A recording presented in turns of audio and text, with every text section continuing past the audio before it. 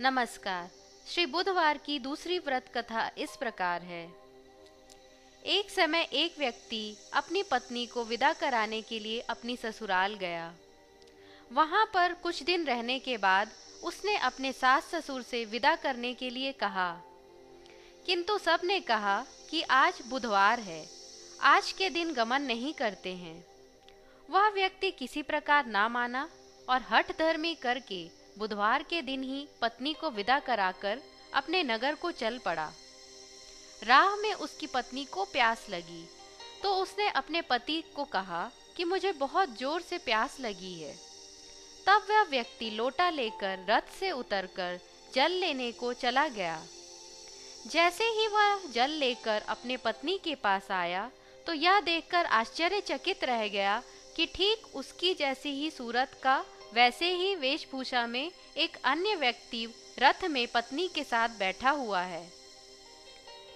उसने क्रोध से कहा कि तू कौन है जो मेरी पत्नी के निकट बैठा हुआ है। दूसरा व्यक्ति बोला, यह मेरी पत्नी है, मैं अभी अभी ससुराल से विदा कराकर ला रहा हूँ। वे दोनों व्यक्ति परस्पर झगड़ा करने लगे। तभी राज्य के सिपाही आकर लोटे वाले व्यक्ति को पकड़ने लगे। स्त्री से पूछा कि तुम्हारा असली पति कौन सा है। तब पत्नी शांत ही रही, क्योंकि दोनों एक जैसे ही दिख रहे थे। वह किसे अपना पति कहे। वह व्यक्ति ईश्वर से प्रार्थना करता हुआ बोला, हे परमेश्वर, यह क्या लीला है, सच्चा झूठा बन गया है।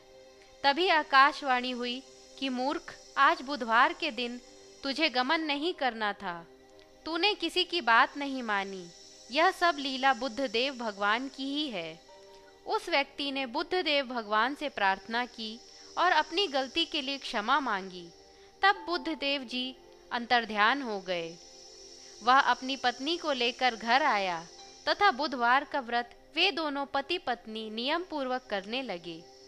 जो व्यक्ति इस कथा को श्रवण करता है तथा सुनाता है, उसको बुधवार के दिन यात्रा करने में कोई दोष नहीं लगता।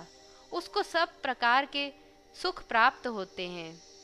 इस तरह से कथा समाप्त होती है। धन्यवाद।